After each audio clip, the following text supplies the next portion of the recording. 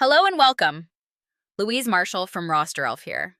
Today, I will show you how to manage sites in your account so every location runs smoothly. How to open the Sites tab. Click the Sites tab on the top menu. This shows all existing sites in one place. How to add a new site. Click the plus button to start a fresh site. Give the site a clear name so your team can find it easily. How to edit an existing site. Select a site from the list to open its details. Use this to fix typos or update information when things change. How to complete site information.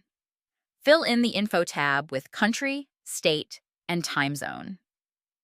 These settings trigger correct public holidays and attendance times. Add staff under staff working in this site so only the right people appear in rosters. Press Update, then save to lock in your changes. Thanks for watching. If you need a hand, our support team is always ready to help. Happy rostering!